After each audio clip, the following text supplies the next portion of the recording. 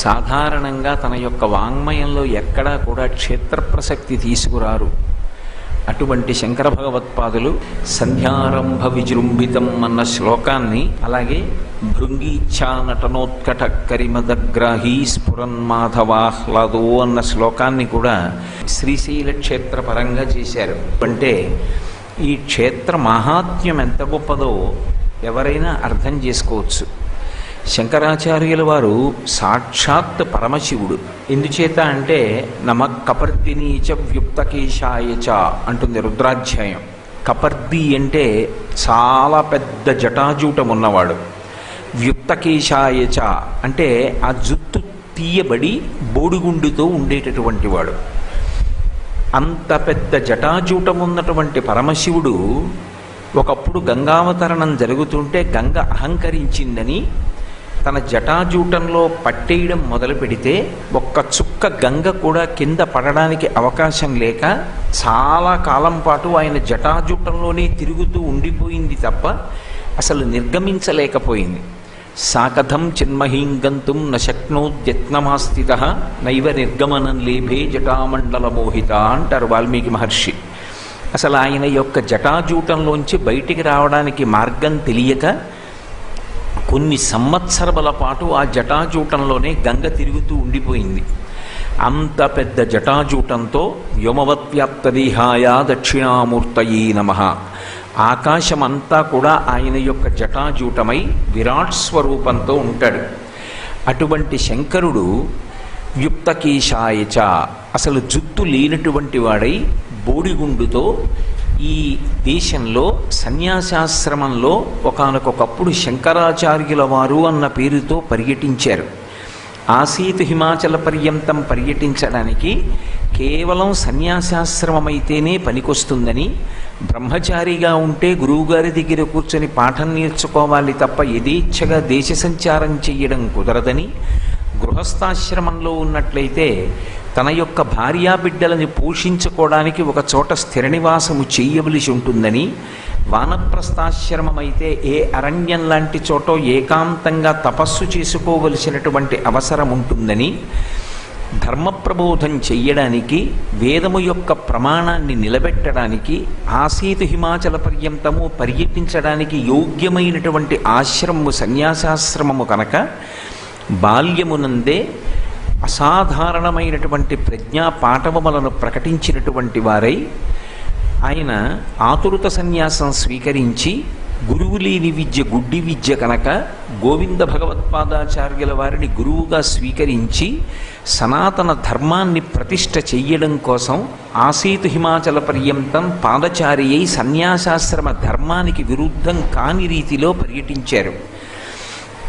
అందుకే శంకరుల గురించి పెద్దలు ఒక మాట చెప్తారు, శంభోర్మూర్తిశ్చరతి భువనే శంకరాచార్య రూప అంటారు. ఆయన నిజానికి కదలవలసినటువంటి అవసరం లేనివాడు. అందుకే పరమశివుడికి ఒక పేరుంది, స్థాణుహు అంటారు. నేను అలా నడిచి వెళ్ళిపోతుంటే ఎవరైనా అడ్డంగా నిలబడ్డారనుకోండి, కదలట్లేదనుకోండి, ఏమి మీరేమైనా స్థాణువా, ఏమి కదలరే అంటారు. మరి శివుడికి స్థాణుహు అని ఒక పేరు శివనామాలలో. అంటే ఆయన కూడా కదలడనాది అని అర్థం అంటే కాదు, కదలడానికి చోటు లేనివాడు అని. ఆయన అంతటా వ్యాపించి ఉంటాడు. అసలు నిజానికి బ్రహ్మాండమంతా కలిపి ఒక శివలింగం.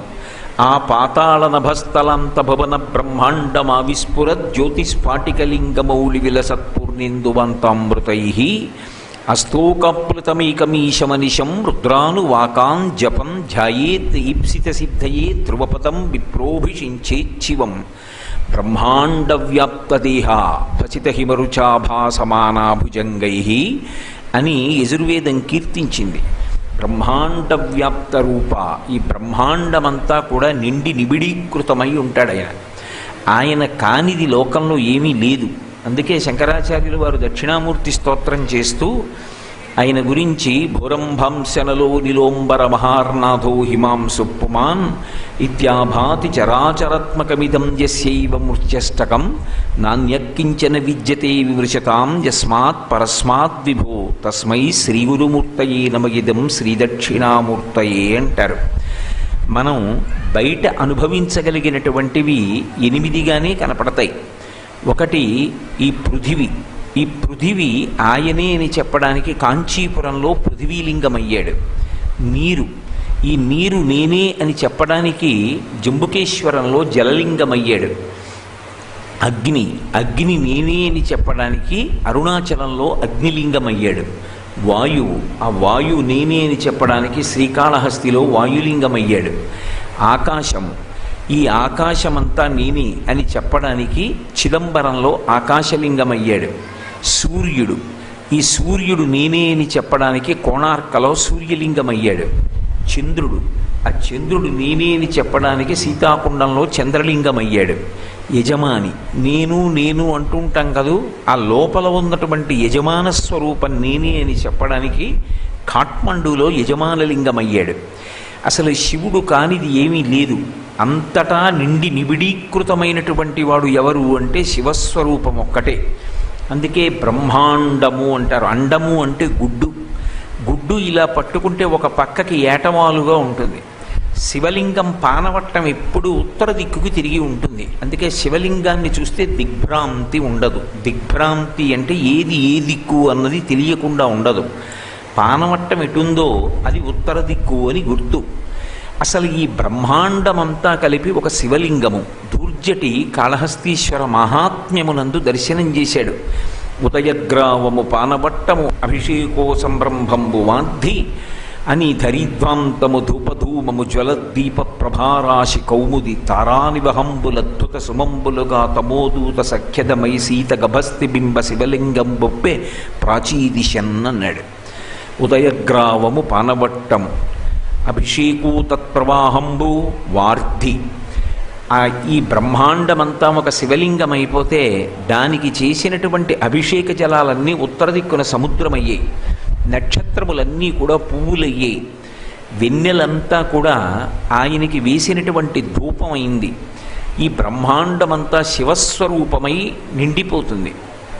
అలా ఉన్నటువంటి శివుడు ఒక స్థూల రూపాన్ని ధరిస్తే ఆయన నోరు విప్పి మాట్లాడవలసిన అవసరం లేకుండా కేవలం మౌనంగా ఒక్కసారి ఇలా చిన్ముద్ర పట్టి చూసినంత మాత్రం చేత వేదాంతం తెలుసుకోవాలి, ఆత్మ అనుభవంలోకి తెచ్చుకోవాలని ప్రయత్నించి ఆయన చుట్టూ పరివేష్టించి కూర్చున్నటువంటి సనకసనందనాదులకు జ్ఞానం అబ్బింది. ఆయన నోరు విప్పి చెప్పవలసిన అవసరం లేదు. ఇలా ముద్ర పట్టి మౌనవ్యాఖ్యా ప్రకటిత పరబ్రహ్మతత్వం యువానం వర్షిష్టాంతే వసదృశిగణైరవృతం బ్రహ్మనిష్టై ఆచార్యేంద్రం కరకలిత చిన్ముద్రమానందరూపం స్వాత్మారామం ముదితవదనం దక్షిణామూర్తి మీడే. ఆయన ఇలా చిన్ముద్ర పట్టి కూర్చుంటే చుట్టూ ఉన్నటువంటి సనకసనందనాదులకు ఏ అయోమయం లేకుండా జ్ఞానమంతా భాషించింది. కానీ ఈ కలియుగం దగ్గరికి వచ్చేటప్పటికీ ఆయన అలా ఎక్కడో వటవృక్షం కింద కైలాస పర్వతం మీద కూర్చుంటే చిత్రం వటతరోర్మూలే వృద్ధా శిష్యా గురుర్యువాహ గురోస్తు మౌనం వ్యాఖ్యానం శిష్యాస్తు చిన్న సంశయా. ఆయన అలా కూర్చుంటే మనం ఈ కలియుగంలో ఎవరం వెళ్ళి ఆయన దర్శనం చెయ్యగలం? ఆయన మౌన వ్యాఖ్య చేసి నోటితో చెప్పకుండా ఇలా చిన్ముద్ర పడితే మనలో ఎంతమందికి తత్వం అర్థమవుతుంది? అందుకే ఆయనే బయలుదేరి భూలోకంలోకి వచ్చారు. సాధారణంగా లోకంలో అందరూ గంగా స్నానం చెయ్యాలి అంటే కాశీపట్టణానికో హరిద్వారో వెళ్ళి గంగ స్నానం చేస్తారు. మనం గంగా స్నానానికి గంగ ఉన్న చోటికి వెళ్ళడం మానేస్తే గంగయే బయలుదేరి మన ఇంటి ముందుకొచ్చి ప్రవహించి మనం స్నానం చెయ్యడానికి అవకాశం కల్పిస్తే ఎంత విచిత్రంగా ఉంటుందో, అలా మనం దక్షిణామూర్తి యొక్క వైభవాన్ని అర్థం చేసుకుని మౌన వ్యాఖ్యని జీర్ణం చేసుకుని జ్ఞానాన్ని పొందలేం కనుక ఆ శంకరుడే శంభోర్మూర్తిశ్చరతి భువనే శంకరాచార్య రూప నమ కపర్దినీ చ వ్యుక్తకేశాయ చ బోడిగుండుతో సన్యాసాశ్రమాన్ని స్వీకరించి సన్యాసాశ్రమంతో దేశమంతా పర్యటించచ్చ కనుక తాను సనాతన ధర్మాన్ని నిలబెట్టడానికి అవకాశం కలుగుతుందని ఆయన సన్యాసిగా భారతదేశమంతా పర్యటించి ఆయనే ప్రతి చోటుకి వచ్చి స్నానం చెయ్యడానికి గంగ మన ఇంటి ముందుకొచ్చినట్టుగా వచ్చినటువంటి మహాపురుషులు శంకర భగవత్పాదులు.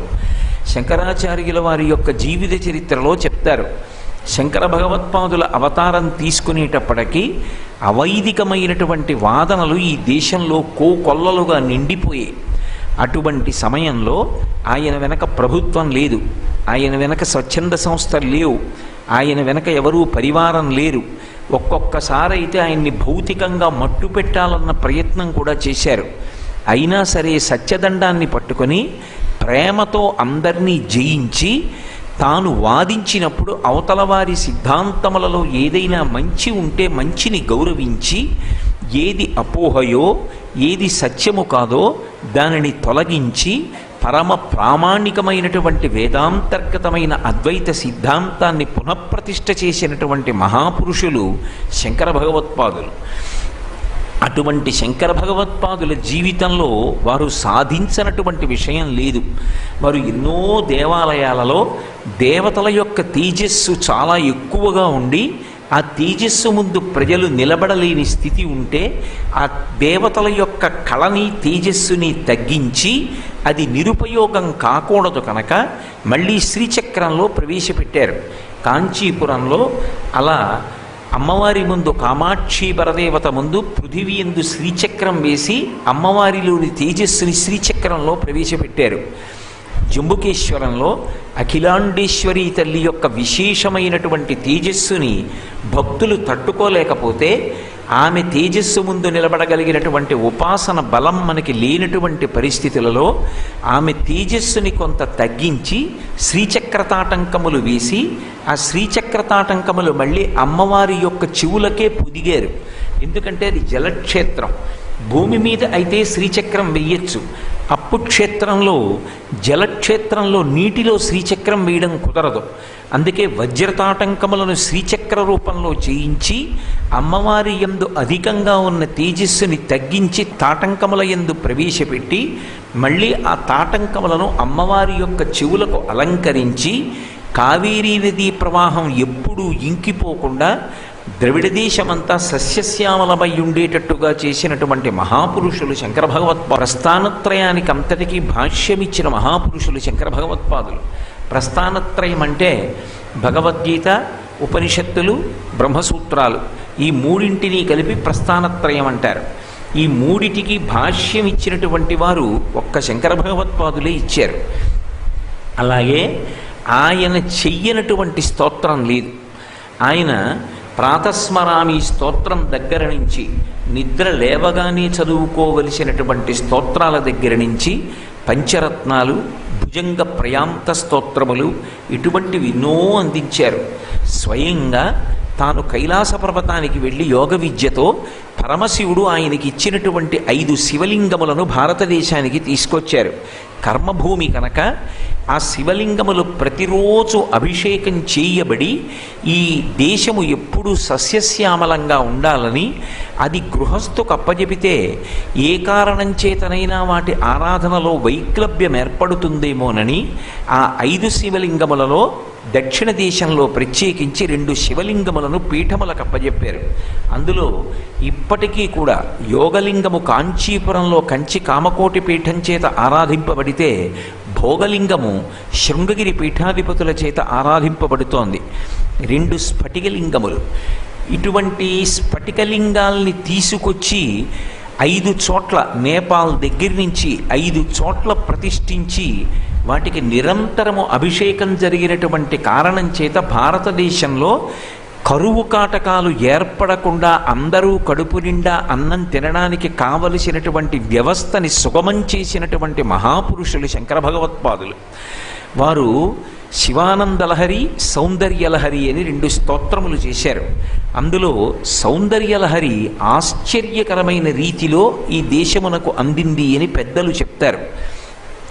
అత్యంత ప్రామాణికమైనటువంటి కథగా వర్ణింపబడింది. శంకరాచార్యుల వారు కైలాసానికి వెళ్ళినప్పుడు అమ్మవారు నంది విద్య అయినటువంటి 100 శ్లోకములనిచ్చింది. నంది విద్యా నటీశ్వరి అని లలితా సహస్రనామంలో అమ్మవారికి పేర్లు. నంది విద్య అన్న మాటకు అర్థం ఏమిటంటే అమ్మవారికి సంబంధించినటువంటి విద్య తెలిసున్నటువంటి వాడు నందీశ్వరుడు ఒక్కడే. మొట్టమొదట ఆయనకే తెలుసు. అమ్మవారి ఉపాసకులు కొంతమంది ఉన్నారు. యనమండుగురు ఉపాసకుల్ని చెప్తారు అమ్మవారికి. అటువంటి యనమండుగురు ఉపాసకులలో అత్యంత ప్రధానుడు నందీశ్వరుడు. ఆయనకొక్కడికే శ్రీ విద్యాతంత్రం తెలుసు, అన్యులకు తెలియదు. అందున భూమి మీద ఉన్న వాళ్ళకి అమ్మవారి యొక్క ఉపాసన రహస్యములు తెలియనటువంటి స్థితి. అటువంటి సమయంలో శంకర భగవత్పాదులు అమ్మవారి దర్శనం కైలాస పర్వతం మీద చేస్తే అమ్మవారు సౌందర్యలహరిని శంకరాచార్యుల వారికి ఇచ్చింది 100 శ్లోకములు. శంకరులు దాన్ని భూమి మీదకి తీసుకొస్తుండగా అది భూమి మీదకి వెళ్ళిపోతుందని నందీశ్వరుడు అందులో కొన్ని శ్లోకములను ఆయనకి దక్కకుండా లాగేసుకున్నాడు. ఆయన అమ్మవారి వంక తిరిగారు.